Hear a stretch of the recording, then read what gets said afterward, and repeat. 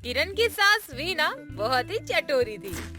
उसका हर वक्त कुछ न कुछ चटपटा खाने का मन किया करता था, जैसे चाउमीन, समोसे, बर्गर और चिल्ली पटेटो। यहाँ तक कि वो अपनी बहू से भी काफी अलग अलग तरह के खाने बनवा कर खाया करती थी। ऐसे ही एक दिन वह अपनी बहू से कहती है, बहू, आज मेरा मन आम की चटनी खाने का कर रहा है। तुम खाने में जरूर बनाना, ठीक है ना? ठीक है, मैं आम की चटनी बना देती हूँ। साथ में छोले भटूरे भी बना देना, खूब तीखे और चटपटे से। लेकिन माँ जी, मैंने तो दाल रोटी बनाई है, तो क्यों ना आप वही खा लो। नहीं भाई नहीं, मुझे नहीं खानी दाल रोटी। मेरे लिए तो छोले भटूरे बना ले। मैंने सभी के लिए खाना बना दिया है। अब 1 घंटे में मैंने सभी के लिए वो खाना बनाया है, और आप कह रही हैं कि मैं फिर से किचन में जाऊं और छोले भटूरे बनाऊं। हाँ तो बना नहीं सकती क्या? आज से पहले तो तू मेरे लिए सब कुछ बना देती थी। वो इसीलिए माँ जी, क्योंकि आप जरूरत से ज्यादा खा रही हो।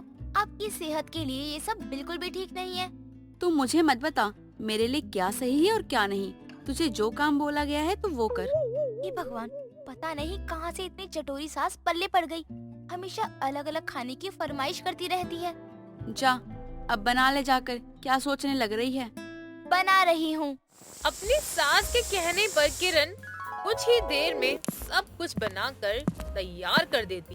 लीजिए आपके छोले भटूरे और आम की खट्टी मीठी और तीखी चटनी।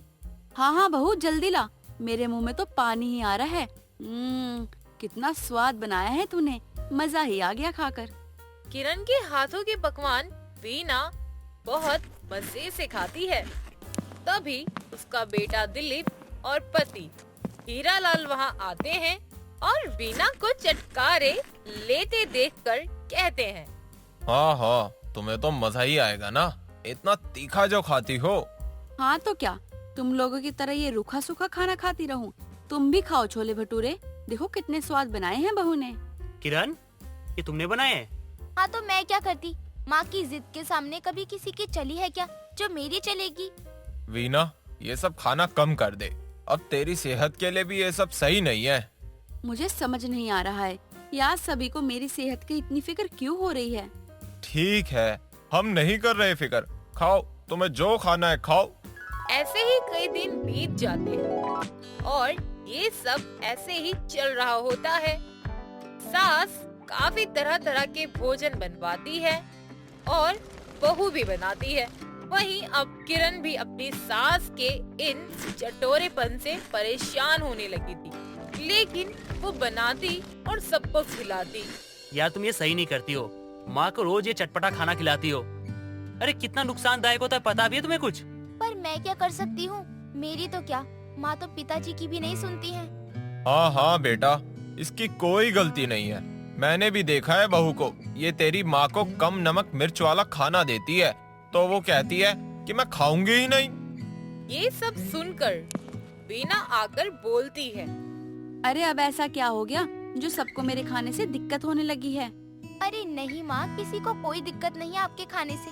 पर आपको पता है, इतना मिर्च मसाला खाने वाले को पेट की बीमारी हो जाती है और कुछ नहीं। आए हाय, कीड़े पड़े तेरे मुंह में। तुम लोग इतना डर क्यों रहे हो?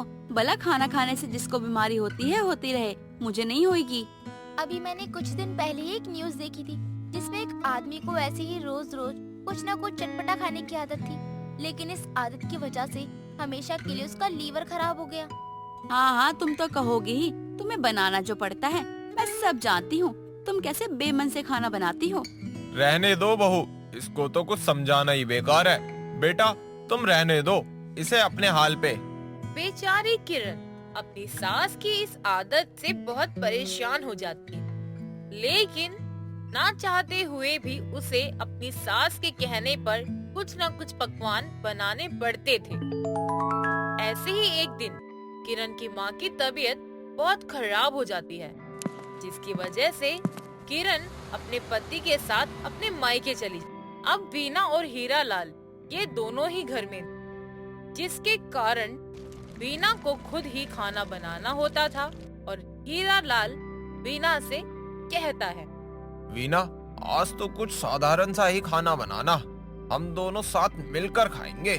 अरे क्यों, मैं ये बीमारों वाला क्यों खाना खाऊं? मुझसे नहीं खाया जाता ये सब। देखो, बहू वैसे भी घर पर नहीं है। अगर किसी की तबीयत खराब हो गई तो सभी परेशान होंगे। तो तुम रहने दो, अपना सादा खाना ही बनाओ। तुम्हें जो खाना है तुम अपने लिए बना लो, लेकिन मैं तो बाहर का ही खाना खाऊंगी। अरे तुम्हें जो करना है करो। इतना बोलकर वीना बाहर जाकर टिक्की और बर्गर खाकर घर में आती है और आकर आराम से सो जाती है। शाम होने पर वीना रसोई में काम कर रही होती है। तभी हीरालाल उससे बोलता है, अरे वीना, कहाँ हो तुम? जरा एक कप चाय तो पिला दो।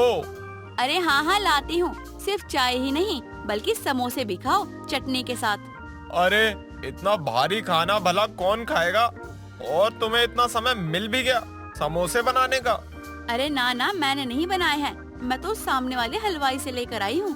ना, रहने दो, तुम ही खाओ, मुझे तो बस चाय ही दे दो। हाँ हाँ लो, तुम चाय ही लो। पता नहीं कितना डरते हो तुम लोग। मुझे देखो, मैं तो यही सब खाती हूँ और देखो मैं कितनी फिट हूँ। हाँ हाँ, तुम तो बहुत मजबूत हो ना जैसे। पर अब दाल चावल और रोटी भी बना लेना, मैं वही खाऊंगा। ठीक है बना दूंगी। रात के समय वीना हीरालाल को साधारण खाना बनाकर देती है, जिसके बाद वो खुद बाहर जाती है और वहाँ से चटपटा खाना खाकर घर आती। अब ऐसे ही एक दिन वह सब्जी लेने मार्केट में जाती है, जहाँ उसे पानी पूरी वाला खड़ा दिखाई देता है। वो बिना खाए रह नहीं पाती और जाकर पानी पूरी खाना शुरू कर देती है। और जब वो रात को घर आती है तो उसे बहुत उल्टियाँ होती। ये देखकर उसका पति उससे कहता है, अरे क्या हुआ? तुम तो मार्केट गई थी ना, तो अचानक ये उल्टियाँ क्यों कर रही हो? चलो पहले डॉक्टर के पास चलते हैं। हीरालाल अपनी पत्नी को डॉक्टर साहिबा के पास लेकर जाता है। डॉक्टर साहिबा, देखिए ना, मेरी पत्नी को अचानक बहुत उल्टियाँ होने लगी हैं, रुक ही नहीं रही है। कहीं इन्होंने बाहर का खाना तो नहीं खा लिया जिसके कारण इनको उल्टी होने लगी? पता नहीं डॉक्टर, अब तो आप ही बताओ कुछ। हाँ देखती हूँ अभी टेस्ट करके। अरे हाँ डॉक्टर साहिबा, मैंने बाजार में ठेले पर पानी पूरी खा ली थी, पर आप मुझे जल्दी से दवा दे दीजिए ताकि ये उल्टियाँ बंद हो जाए। ठीक है, दवाइयाँ तो आप ले जाइए, लेकिन आगे से आप ध्यान रखना कि बाहर का कुछ ना खाएं। ठीक है डॉक्टर साहिबा। ऐसे ही वीना थोड़े दिन तो हल्का फुल्का खाना खाती थी, लेकिन उसे धीरे धीरे आराम होने लगता है। फिर वे बाहर का खाना शुरू कर देती है। एक दिन की बात है, वीना बाजार में थी, तभी उसे एक टिक्की वाला दिखाई देता है। वो वहाँ से काफी तीखी टिक्की बनवाती है और काफी सारे पानी पूरी भी खा लेती है। और फिर रास्ते में उसे उल्टियाँ लगनी शुरू हो जाती हैं और कुछ दूर चलकर वो बेहोश हो जाती है और नीचे जमीन पर गिर जाती है। बाजार के सभी लोग उसके आसपास घेरा बना लेते हैं। तभी वो डॉक्टर साहिबा कहीं जा रही थी। वहाँ भीड़ देखकर वो भीड़ के करीब जाती है, जहाँ उसे वीना बेहोश पड़ी मिलती है। और तभी वो बोलती है, अरे ये तो वही है जो कुछ समय पहले मुझसे इलाज करवा के गई थी, लेकिन इनको अचानक से क्या हो गया? ये यहाँ क्यों पड़ी हुई हैं? चलो मैं ही इनको हॉस्पिटल लेके चली जाती हूँ और इनके पति को कॉल करके बुलाती हूँ। डॉक्टर साहिबा वीना को हॉस्पिटल ले आती है और हीरालाल को भी खबर कर देती है। कुछ ही देर बाद हीरालाल हॉस्पिटल आकर डॉक्टर साहिबा से बोलता है, नमस्ते डॉक्टर साहिबा, कहाँ है मेरी पत्नी वीना और उसको क्या हुआ है? आइए, ये रही आपकी पत्नी। बाहर का ज्यादा खाने से ना इनके पेट का पाचन तंत्र पूरा खराब हो चुका है। अब क्या होगा? डॉक्टर साहिबा, हम सब ने कितना समझाया था इसको, पर इसके समझ ही नहीं आती। अब तो बस एक ही इलाज है इनका। इनको समय पर दवाई दीजिए और बाहर का खाना तो आप भूल ही जाइए, तो अच्छा होगा। अरे डॉक्टर, तो क्या मैं अब कभी ठीक नहीं हो सकती? अरे ऐसा नहीं है, ठीक तो आप बिल्कुल हो जाओगे, पर फिर भी तला हुआ, मसालेदार और बाहर का नहीं खा सकती हो आप। अगर खाओगी तो बीमार हो जाओगी। ये सुनते ही वीना बहुत ज्यादा निराश हो जाती है। और वहीं दूसरी तरफ दिलीप और किरण सास की बीमारी की खबर सुनते ही घर वापस आते हैं और घर आते ही किरण वीना से कहती है, माँ जी आप चिंता मत कीजिए, मैं ख्याल रखूंगी और आपको बहुत जल्द ही ठीक कर दूंगी। लेकिन बहू, डॉक्टर का तो ये कहना है ना कि मैं अब कभी भी ठीक नहीं हो पाऊंगी। अरे माँ जी ऐसा नहीं है, अगर हम सही समय पर इलाज करें और साथ में अपने खाने पीने का भी ख्याल रखें तो हम काफी हद तक ठीक हो सकते हैं। तुम सच कह रही हो बहू? क्या ऐसा हो सकता है? हाँ हाँ माँ जी ऐसा ही होता है, आप भरोसा रखिए और कभी निराश मत होना, आप जल्द ही बहुत जल्दी ठीक हो जाओगी। अरे बहू, तुम कहती हो तो मैं भरोसा कर लेती हूँ, नहीं तो डॉक्टर की बातों से तो मुझे यही लगा था कि अब मैं कभी ठीक नहीं हो पाऊंगी। अरे नहीं, डॉक्टर भी सही कह रहे थे, क्योंकि ठीक हो जाने के बाद भी आपको अपने खाने का ध्यान रखना होगा। ठीक है, मैं तो पहले से ही अपनी गलतियों की सजा भुगत रही हूँ, पर मेरी आज समझ में आ ही गया कि हमें अपनों की बातों पर ध्यान देना चाहिए और उन्हें सुन लेना चाहिए। हाँ वो तो है, पर कोई बात नहीं, अब तो आप समझ ही गई हो ना, वो ही काफी है। कभी भी ऐसा मत करना आगे से। माँ मुझे इसी बात का डर था, तभी आपको समझाता रहता था। लेकिन कोई बात नहीं, आप हिम्मत रखिए, सब ठीक हो जाएगा। अरे हाँ बेटा, तुम सही कह रहे हो, मैंने पहले ही तुम सबकी बात मान ली होती तो आज मुझे ये दिन नहीं देखना पड़ता। चलो जो हुआ सो हुआ, लेकिन अब भी समझ जाओ आगे के लिए ठीक रहेगा। हाँ वो तो है, अब मैं अपना ख्याल रखूंगी और दवा भी समय से लूंगी।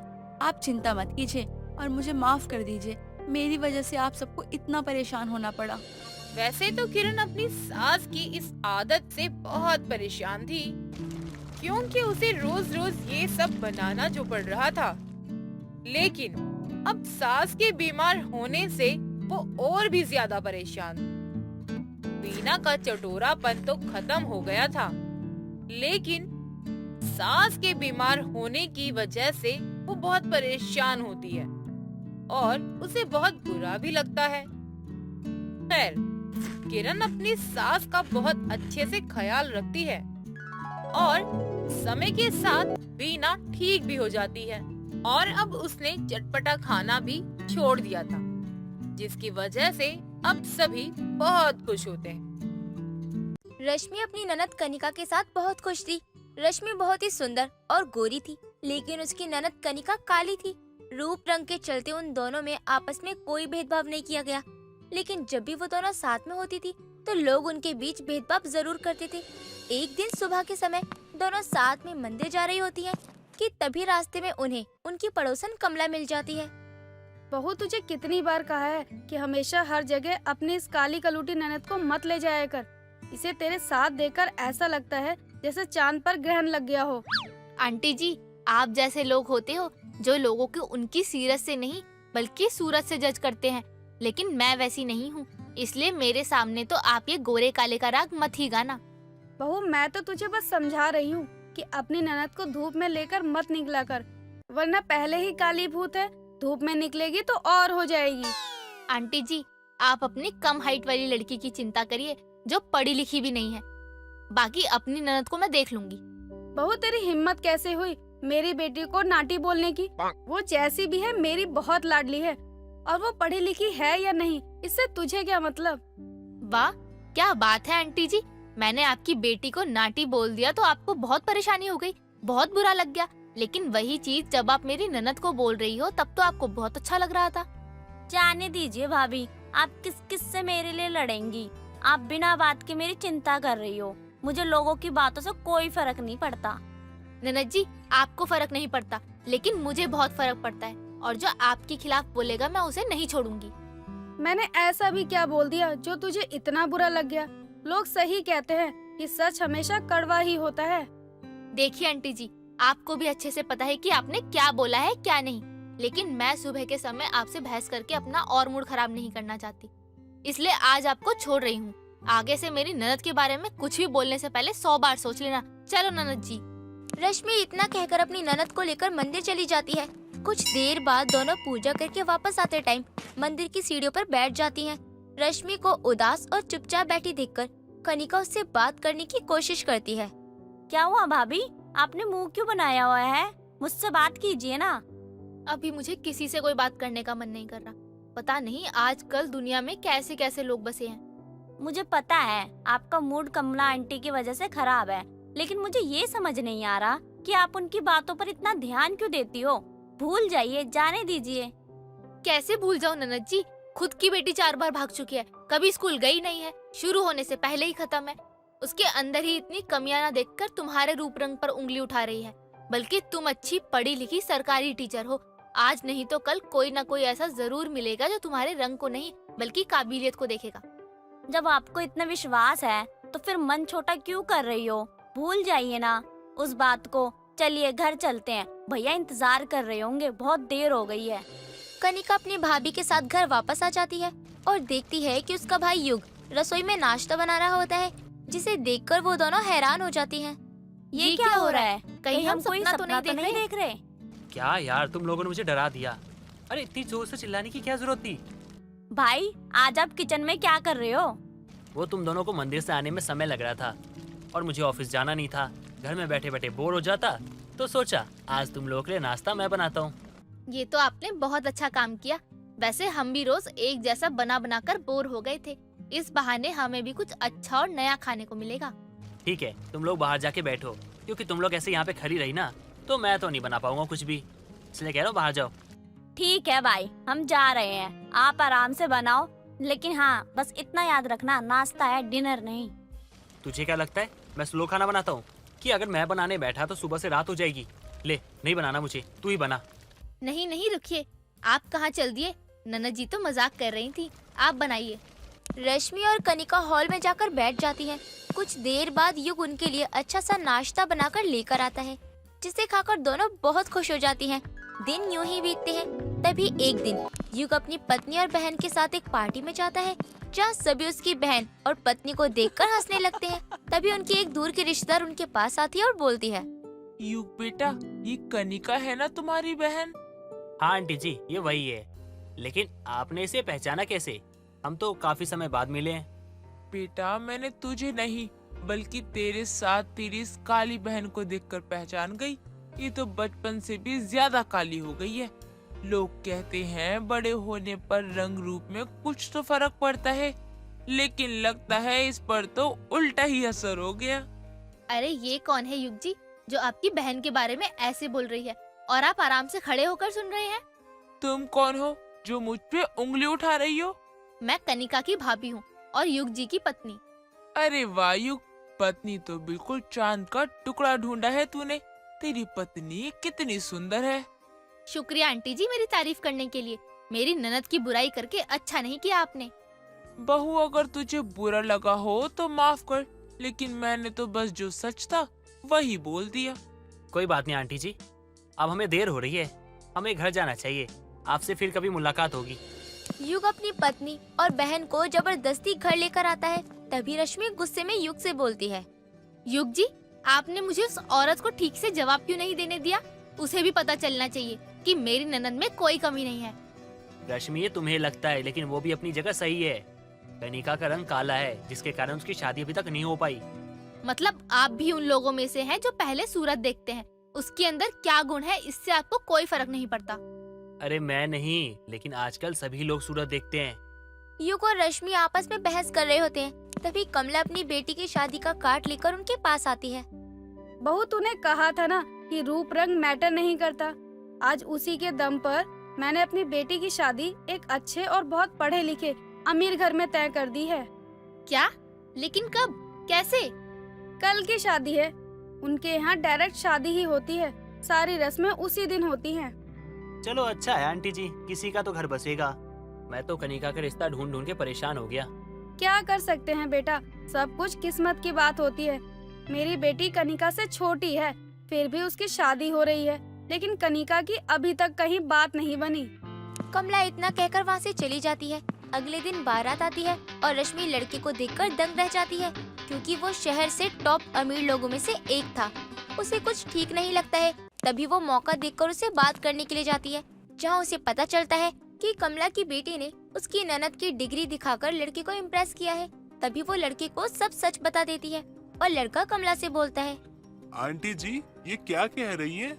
आपकी बेटी कभी स्कूल नहीं गई, लेकिन आपने तो कहा था उसने पीएचडी कर रखी है, और ये डिग्रियां तो ये कह रही है इनकी ननद की है। नहीं नहीं, ये सब झूठ बोल रही है, ऐसा कुछ भी नहीं है। मैं सच बोल रही हूँ। एक जैसा सरनेम होने के कारण इन्होंने ये गेम खेला। माफ करिए आंटी जी, मैं आपकी बेटी का रिश्ता नहीं तोड़ना चाहती थी, लेकिन झूठ पर बना रिश्ता ज्यादा दिन टिकता नहीं है, इसलिए मुझे सब सच बताना पड़ रहा है। देखिए, क्या सच है क्या झूठ, ये सब तो मैंने देख लिया, लेकिन अब मैं ये शादी नहीं कर सकता, मुझे माफ कीजिएगा आप। लड़के वाले तुरंत शादी तोड़ देते हैं और वहाँ से चले जाते हैं। अगले दिन सभी रश्मि और युग के घर आते हैं और कनिका को अपने घर की बहू बनाने की बात करते हैं। ये सुनकर सभी खुश हो जाते हैं और दोनों की शादी करवा देते हैं। और इसी तरह से रश्मि काली ननद की शादी ऐसे घर में करवाने को कामयाब हो जाती है जो उसकी सूरत और रंग नहीं बल्कि उसके गुणों को देखते हैं।